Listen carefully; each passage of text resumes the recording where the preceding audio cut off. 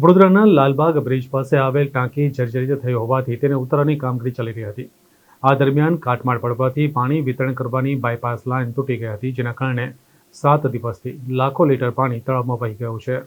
વડોદરાના લાલબાગ બ્રિજ નજીક આવેલ 18 લાખ લીટરની કેપેસિટી ધરાવતી પાણીની ટાંકી જર્જરિત થતાં ઉતારવાની કામગીરી કરાઈ રહી છે। જોકે ટાંકી ઉતારવાની કામગીરી દરમિયાન કાટમાળ પડવાથી પાણી વિતરણ કરવાની વધારાની બાયપાસ લાઇન તૂટી ગઈ હતી। આ અંગે સ્થાનિક કાઉન્સિલર બાળુ સુરભે કહ્યું હતું કે 7 દિવસથી લાઇન તૂટી ગઈ છે, જેના કારણે પાણી ઓછા પ્રેશરથી મળી રહ્યું છે। આ અંગે તંત્રનું ધ્યાન દોર્યું છે। 7 દિવસથી લાખો લીટર પાણી પાછળના તળાવમાં વહી ગયું છે। લાલબાગની પાણી ટાંકી જે રીતે ઉતારવામાં આવી કે રીતનું હાલ ભંગાણ થયું છે, શું નુકસાન થયું છે, શું તકલીફ પડી રહી? લાલબાગ ટાંકીનું જે કામ ચાલતું હતું ઉતારવા માટે, એના કાટમાળ એની લાઈન પર પડવાના પછી એ લાઈનમાં ભંગાણ થઈ ગયું છે।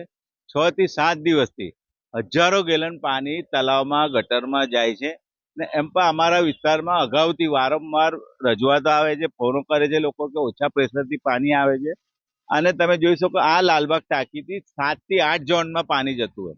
માંજલપુર 4-5 ઝોનમાં જાય છે, એકવાર દંતેશ્વર વિસ્તારમાં જતું હોય, એક વખત નવાપુરા વિસ્તાર ને એસઆરપી વિસ્તાર, એટલે 7-7, 8-8 ઝોનમાં આ પાણી જતું હોય અને હજારો ગેલન પાણી જ્યારે વિતરણ કરે કે હવે માંજલપુર વિસ્તારનું પાણી છોડવામાં આવે ત્યારે એ લાઈનમાં એટલું મોટું ભંગાણ છે, તો કેટલું બધું પાણી હજારો ગેલન પાણી ગટરમાં જાય છે। એવું તો આખો દિવસમાં કેટલું પાણી જતું હશે અને છેલ્લા 6-7 દિવસથી આવું પાણી એ થતું હોય અને કોઈ પણ અધિકારી એને વહેલી તકે કામગીરી નહીં કરતા, એના લીધે આખા વિસ્તારમાં છેલ્લા 7-8 દિવસથી બહુ જ ઓછા પ્રેશરથી પાણી મળતું હોય છે। એટલે આટલું મોટું ભંગાણ પડ્યા પછી ખરેખર જે પણ કોન્ટ્રાક્ટર હશે એના ભૂલના લીધે, બેદરકારીના લીધે આવો બનાવ બન્યો છે।